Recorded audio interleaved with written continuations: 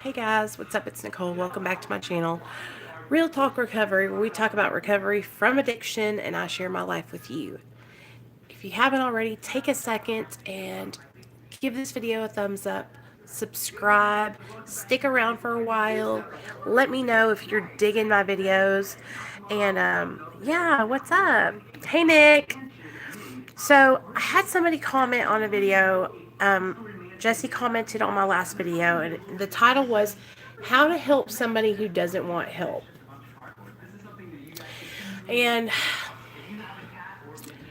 okay, so this can be tricky. So, because what happens is nobody wants to live their life in active addiction, killing themselves, right? Or even in bad behavior. Let's say it's not even addiction. But what we have to do is we have to inspire that person to believe in themselves and make a change, right? Want to make a change. So this is the thing that my sponsor's always told me. She's always told me that I have to live the example. I have to do what I want to see in others. So if someone is acting like a crazy lunatic, continuing to harass or stalk me or talk about me, or if somebody is actively abusing drugs and alcohol and I want to see them get sober and change their life, the thing that I want to see in that person, I have to exhibit in myself. Okay? So, for instance, for me, I help a lot of people who are in active addiction get sober. Hey, Jesse. And so for me, what I try to do is I try to live the change that I want to see in that person. And this is for real. I'm not even lying to y'all. So when you see someone else who is acting, inappropriately or they're struggling, hey, Annie, okay, yeah, go let them know. So we're talking about how to help people that don't want help. And it's hard because what happens is it's like you see this person and you're like, they could be so much better, if they would just stop doing what they're doing and make a change. But I'm going to tell you this, Jesse, some people get so caught up in living that negativity and doing those behaviors that they're addicted to the behavior. I was actually watching one of the Thou Who Shall Not Be Named videos. And I truly think that she is just addicted to the chaos and the behaviors, So, but if we're talking about addiction to drugs, then what I think what we have to do when we're talking about people who are struggling with the disease of addiction is we have to live recovery and show them, hey, living in recovery, this is the way you want to be. Change your life and show them, like, look, see, I said I was going to change, and that's what I'm doing, and I'm living my life in sobriety today, and I'm not looking back, Now, with people online, with what you guys got going on, whew, I know for me, whenever you and me and Nick were having our little disagreements, the best thing I ever did was just squash it. Just come to you guys and say, let's make a truce. Because what happens is it just becomes a back and forth, he said, she said, he said, she said, he said, she said. And it's like, it's not healthy and nobody wins then. Nobody's benefiting from bickering back and forth, And so what happens is it just becomes exhausting. And it takes up all of your time. And then it's just like, it's just not worth it, And that's what I had to really start realizing, you guys, is that, what's worth it? Your 2 kids are worth it. What's worth it? Y'all's relationship was worth it. And, but I'm not even talking about you guys. A couple of months ago, I was having a situation with somebody that I was really close to, right? And my heart was hurt. And me and this person, we got into a big argument. We're not talking anymore. We're not friends, right? And I was really looking at myself and thinking that it was me, that I was the one who had something wrong with me. And so I kept on trying to make all these changes, right? So here I am, and I'm trying to change. I'm trying to do better. I'm trying to make sure that I'm kind and loving towards all. And I'm the one who's putting in all the work. But then nobody else is trying to do better, right? So then I had to step away from that situation and realize, like, it's not even me. Like, what I did was I pulled away from that situation and I focused on you guys in my channel and the people who do love and support me. And that's what I've realized to do. When you're on the internet, you guys, and you start coming into contact with people who are giving you shit, okay, or coming into contact with people who you thought supported and loved you, but then they turn on you and they don't anymore. Because here's the thing, this is the kind of person I am. If I support you, I support you, right? I'm going to go hard for you. And so I just don't flip-flop, right? For no reason. Like, I'm loyal. That's the thing. But some people aren't raised like that, you guys. Some people don't have the same values as I do, right? And so where I'm loyal and I ride for my people that I follow here on YouTube, other people don't do that, and they're easily swayed and manipulated, and they're some people are. We have to think some people are in it for different reasons, you know, where, okay, I want to grow my channel. I want more people to find my channel, and I want it to be a channel where we talk about recovery from addiction. We talk about life issues. We talk about my life. We talk about, you know, everything. I want it to be a place where we can find support, and you guys, we can all come together, right? Other people aren't in that same spot. So that's my goal. Somebody else's goal for their channel could be just to get views and just to make money. So right now, in the world that we live in today, getting views and making money is negativity and chaos and drama. That's what gets views. If you're having some kind of chaos or drama, if you title videos with clickbait, then you're gonna get views, right? Hey, none of your biz. And so that's what gets people's attention, right? And so I just finally had to start realizing that that's not where I'm at. That's not what I want to do. And I have to stay focused on and stay true to what I'm trying to do.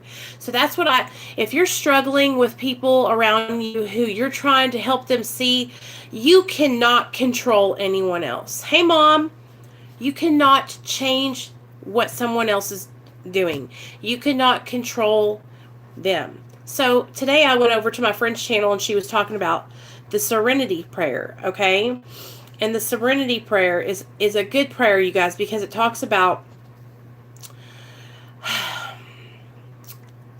God, grant me the serenity to accept the things I cannot change, to change the things I can, right? God, grant me the serenity to accept the things I cannot change, the courage to change the things I can, and what? The wisdom to know the difference. And that's the thing. What I think happens to a lot of us, you guys, is we leave out that wisdom to know the difference. I can't change your mind about me, about anybody, okay? I can't push on you. I can't make you do what I want you to do. You know what I mean? Hey, Carrie. Hey, Sandra. I'm so glad y'all are here. And that's the thing. Finally, I'm seeing that. I have the wisdom. I know the difference. I'm finally letting go of that control, right? I wish everybody was loyal like I was. I wish everybody was a friend. I wish everybody had good intentions. But it's just not how it is. It's just not how it is, you know? So we have to learn, and we have to have the wisdom to know the difference. We have to know that we cannot change anyone, and the only thing I can change is my actions and how I react, right? And so where back in the day, I would have been popping off. Hey, MC New York, what's up? And I would get so upset and I would have to retaliate, right? I would retaliate and step on the shoes of our fellows. Let me read it. It's in here. And that's what we would do that's what I used to do in my active addiction. And even in my sobriety, when I'm not spiritually connected, and I'm not staying on my 8, right? The balance, stay on your 8, then that's when I step off my 8 and I retaliate, or I get angry, and I instead of responding, I react. So responding would be sitting and thinking about it, thinking about what I want to say before I say it, and reacting is just bam, reacting, right? Like a snake. And so when we can sit back and we can think before we act or react, I'm telling you guys, it'll change your life. But I'm telling you also that I make mistakes. I am human. There have been plenty of times where I have struck like a snake, right? And then what happens is, I hate this. I have to go back and apologize because I know what I did was wrong.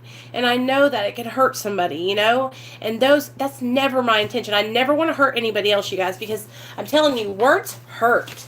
And especially since we're here online, you guys, like when you're typing to somebody, you can't tell the context of what they're saying or how their voice is or what their emotions are behind it when they're typing, right? But when we can talk to each other and you can hear the sound of my voice and you can see my eyes when I'm talking, you know, oh, Nicole, she's talking because she's serious about what she's saying. She's caring for me right now. She wants to help me. She's not, you know what I'm saying? So when you're struggling with somebody who you want to help, but they don't want the help, the only thing I can tell you to do is to relax, step back, and live your life right, and be an example for them. Because everyone comes to that point in their lives where they're willing to make the change, and that time is different for everyone.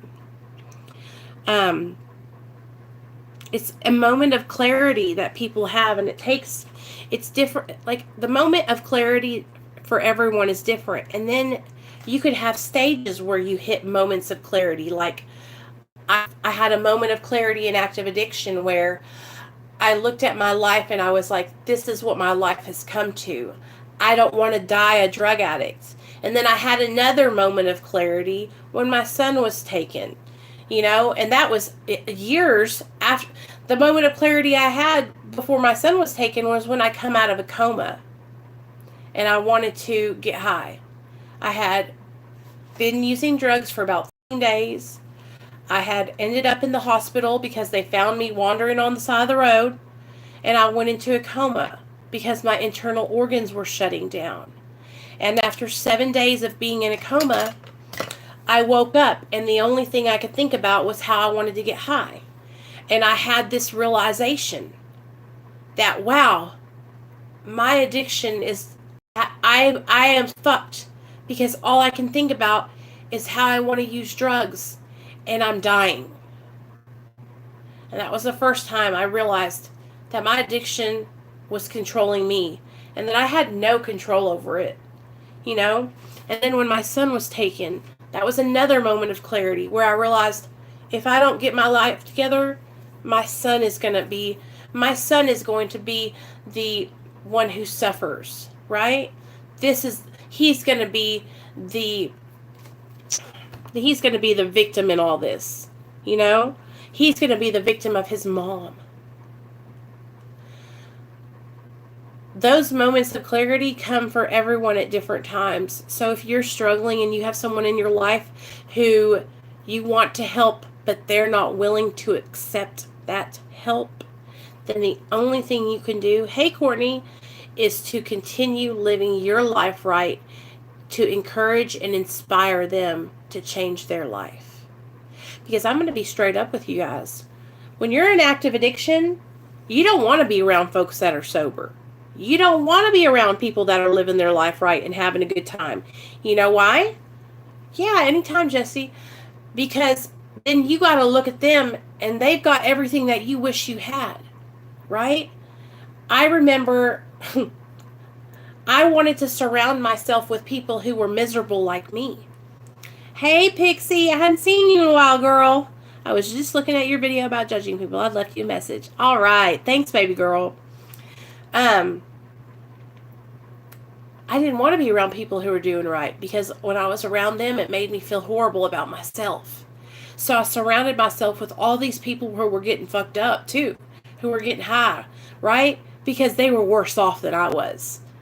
And I felt better about myself because at least I wasn't like them, right?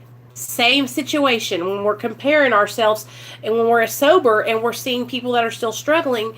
It's so important for us to not compare ourselves to them, and to not try to make ourselves feel better about ourselves by putting them down, right? Addiction is addiction, you guys. And I know I teach you guys about me and my addiction to syringes and when I shot up. But I want you to know that if you shot dope, if you took pills, if you snorted, it's all addiction and it all sucks. It all sucks and it's all serious, right? And it'll all take you to what? Jails, institutions, or death, baby. So it doesn't matter if you shot, smoked, snorted, popped. You're all going to go the same place. Jails, institutions, or death. So, and if you hadn't got there yet, just give it some time, baby. Just give it some time. That's the thing. What happens is everyone's addiction progresses at different rates of speed, right? Like, for instance, okay, I know some people who stayed in about the same place in their addiction for like 10 years. Whereas in my addiction, in those 12 years I was in my active addiction, it just accelerated so quickly. After the first like 6 years, all of a sudden it was like, pshoo, but so everybody's different. Everyone's circumstances are different. Everybody was raised up differently. Their value systems are different, you guys, and y'all know I was raised up strict, right? And religious but what happens is the values and the morals that I had, I was so easily influenced by other people, right? Very easily influenced because I had very low self-esteem, very low self-worth, right? Yeah. And see, after I started using the needle, it took me 6 months and I was locked up. That's how fast that progressed. But it takes everybody, it's different times for everybody. And what you might think is out of control, somebody else might say, oh, that's nothing, right? Because we're all so different, but it's all serious. But if you have somebody who does not want help, I want you guys to do this. I want you to start praying for that person. Pray for the willingness to be blessed on them, because that's what they have to have. The key to sobriety, the key to recovery of any kind is willingness to change. It's willingness to look at yourself and take responsibility. It's straight up willingness. That's the key. If you're not willing, then you got to be willing, y'all. You got to be willing to make the changes. Because if you're not willing, I can't drag you around behind me, right? I can't pull you on this journey, because eventually what's going to happen is you're going to start pulling me back, right? And I'm going to have to let you go. So then you got to be willing to get up and go forward. You have to get up and move with me, right? And that's what we want to do. We want to inspire other people to get up, become willing, and move forward, right? Move with us. We don't want you to stay behind. We don't want to lose you on the sidelines. We want you to come too, And some people, you guys, I think really, you're welcome, Nick. I really think that some people can't even see it sometimes, you guys. Some people aren't even aware. And then you also got to think about that. The gift of self-awareness. Self-awareness, like I said, it's a damn Christmas present. A lot of people are not aware of the things they're doing. Can you believe that? They're not aware that the things that they say have an impact on others. They're not aware that the actions that they do can hurt other people, or they just don't care. Self-awareness, y'all, I'm telling you, when I was finally aware of all the things I had been doing that had been hurting myself and my family. When you're stuck in your addiction, it's like you're blinded by that disease and that substance, right? Then self-awareness comes and it opens your eyes. And you see how crazy you've been acting. You see how you've been hurting others. You see how you've been hurting yourself. But most of all, it makes you so aware of what you're doing that it's uncomfortable, you know? It's hard. It is amazing. A couple months to get stuck and years to get out. Oh yeah. A year's that's what happens, you guys. Like addiction, what happens is we practice. You got to think about it, you guys. Now listen up. When you're actively using drugs and alcohol, it doesn't matter how long you've been on drugs and alcohol, right? You practice using drugs and alcohol, right? That's a learned behavior. It's something that you learned how to do over a period of time. So when you get sober, you have to learn how to stay sober over a period of time. Just like you practiced getting high every day, you have to practice staying sober. You have to practice coping skills and reaching out for help. Just say no, changing your thinking patterns, right? Getting your mind and keeping it busy. I think what happens to a lot of us, you guys, is we get so gung-ho about getting sober. And we want to rush everything. We want to change overnight. Overnight. Okay, I need to be healed overnight. Cure me from this addiction. And that's the thing. We spent years in active addiction. The healing that comes with recovery is not going to happen overnight. We didn't learn how to get high overnight. We had to practice that shit. We had to find a drug dealer. We had to practice all that stuff. It's a learned behavior. So we have to learn how to stay sober, you guys. Oh, thanks, Pixie. I love it. I love it too. I got it. You guys got this from Forever 21. It's a Grateful Ted t-shirt. Yeah. So my mom says, renew your mind every day, consistent. And that's what part of your recovery is, consistency and practicing every single day. You guys think, oh God, Nicole, here she is again. Hey, Amber. She says the same thing over and over again. But I'm telling you right now, you guys, repetition, repetition, repetition, repetition. You practiced getting high over and over and over again. Now you got to practice staying sober, right? All right, girl. I used to be the same way, you guys. I used to think it's not happening fast enough. I'm not getting relief. And I think that's why I would relapse so many times, because I would get a little bit into my recovery and then I wouldn't be feeling any relief. I would feel awful still on the inside. I would still want to get high. And you know why? Because I didn't have a connection with anyone outside of myself. I was trying to do it all on my own. I didn't have God in my life. I didn't have sober friends. I didn't have any kind of sober support network. I didn't have any education on addiction. I was just out here trying to white knuckle it all by myself. And it never, ever worked. I would fall back every single time because I had no foundation and no kind of connection.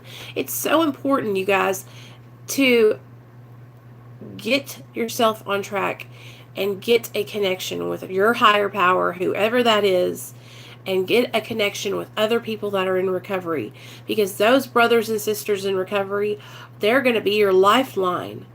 They're going to be there when you're at home and you want to use and you were thinking about it and you're like, but no, wait a second. I've got to call Nicole. Hey, Nicole, what are you doing? Nothing. Can you believe I've been dreaming about getting high every day this week? Let me tell y'all something. I'm going to get real with y'all. The past week, I have had drug dreams every freaking night. I have no idea what's going on, but I'll tell you this. I know my addiction tries to attack me when I'm doing good in my life, right?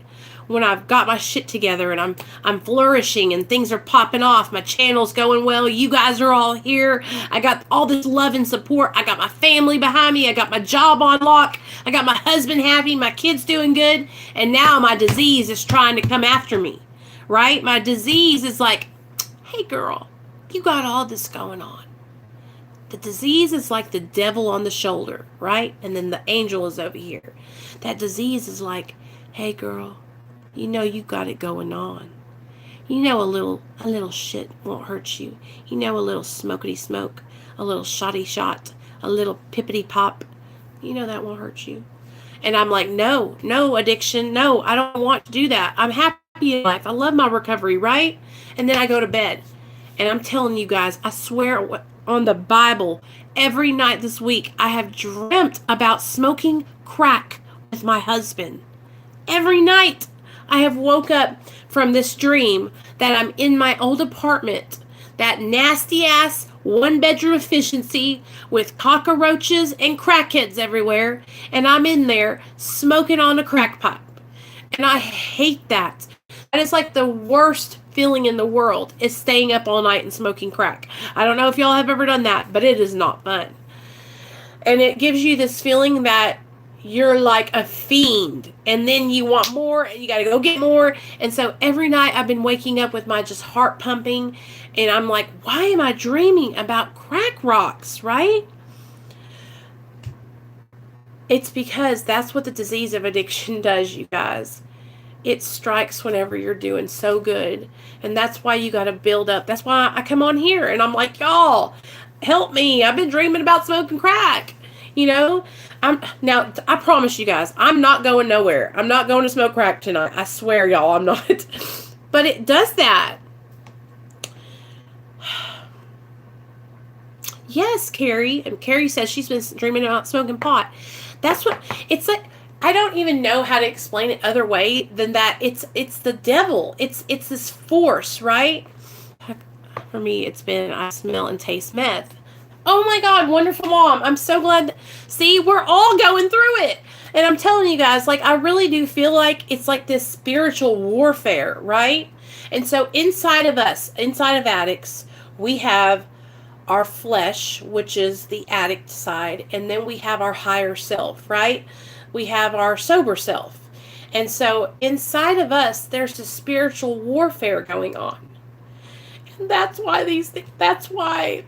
like, I don't want to go out and relapse. I don't want to use drugs. I love my life. I love my son. I love my mom. I love my dad. I love my husband. But my addiction always does this to me when I'm doing so good.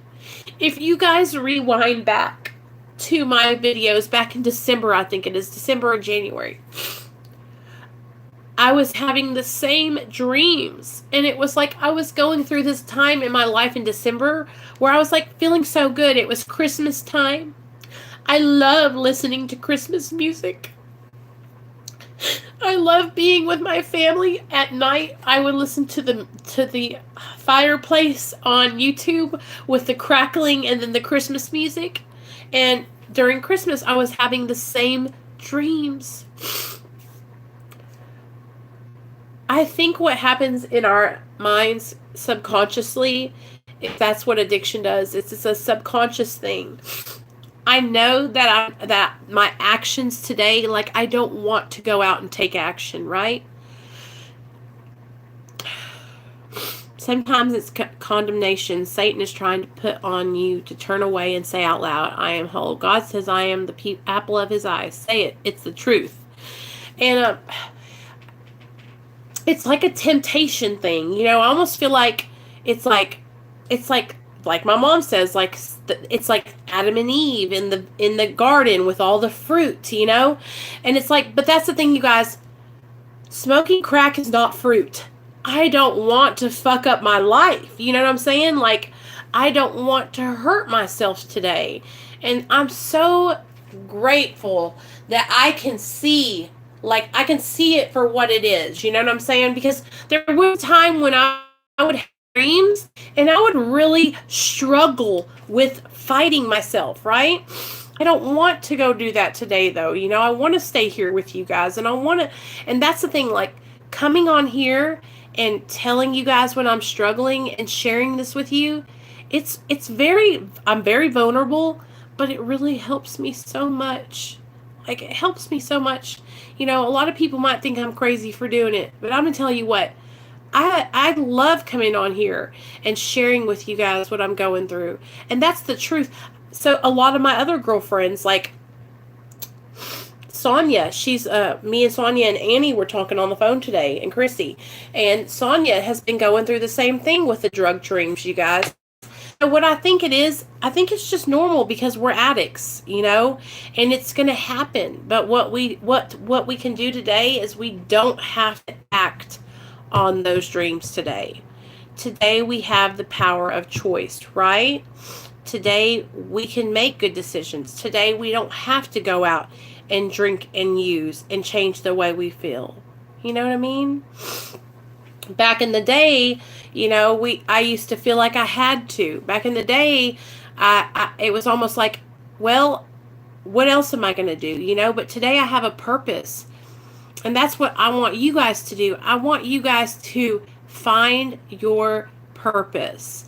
It doesn't matter what it is, as small as it could be. Your purpose could be your animals, taking care of your dogs, taking care of your cats, right?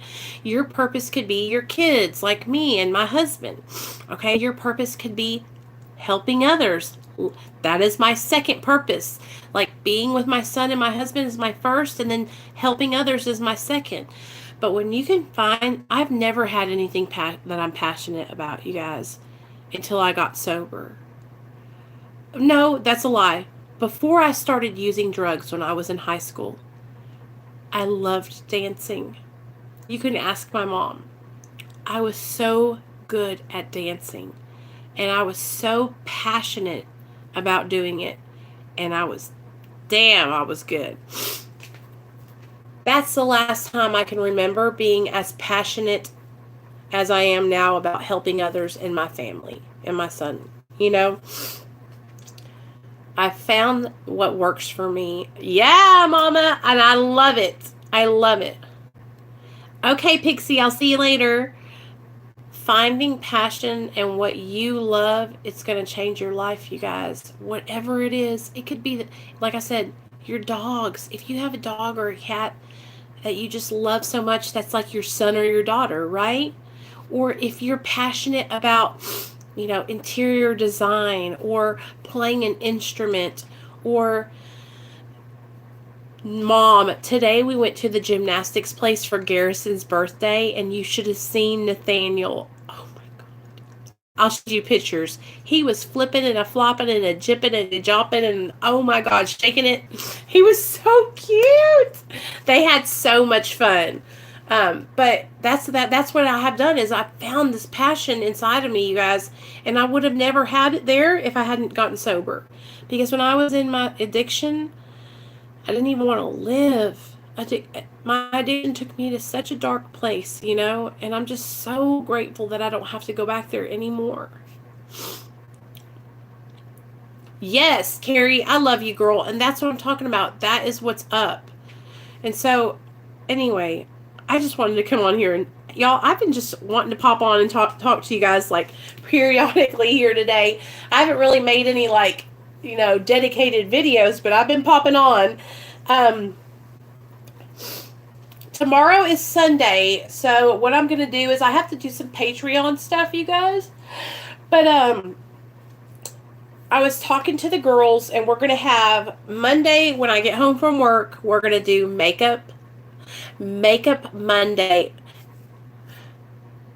Monday, makeup and recovery chat, I think.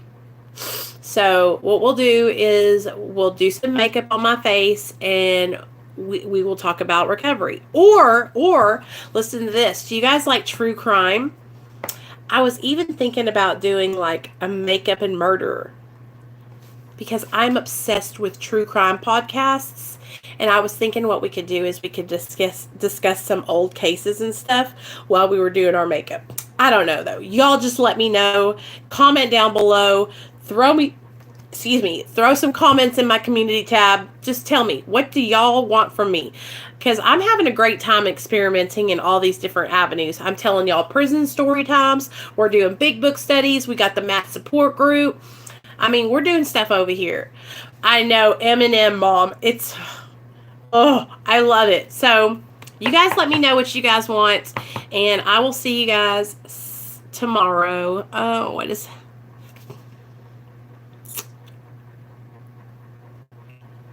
Right, Annie, that's right. You just find what works for you and just zero in on that. And each time you'll find something new and it'll grow and it'll grow and it'll grow and it'll morph into something new before you even know it. I love you guys and I want each and every one of you guys to succeed and find what makes your heart happy. And I promise you that if you get sober and you start changing your life, you will find something that just gets you excited. It could be the littlest thing. It doesn't have to be anything big. It doesn't have, you don't got to be changing the world, baby. You just do what works for you. Find your passion. Hey, it could be doing makeup, like we like doing our makeup, right? When I first got sober, you guys, just doing my makeup when I woke up in the morning would make me so happy. Just these little things. Think about where you came from when you were in active addiction to now. These are little things that, I'm telling you, they stack up on top of each other. And then you're going to look back and you're going to go, damn, that bitch Nicole, she was right. She was right. Anyway, I love you guys, and I'll see y'all tomorrow, okay? Have a great night. Sleep tight. Don't let the bed bugs bite. And I'm telling you right now, I rebuke the devil in the name of Jesus. I am not going to have bad using dreams today. I am not going to dream about drugs tonight because I don't want it. I don't want it. I'm not having it tonight. So I'm rebuking y'all's addiction dreams too. So we're all going to go to bed tonight and we're going to sleep like babies. Do you guys see this? This is moisture. That's more lotion on my face. Look at that plump glow. Okay. I love you guys. Good night.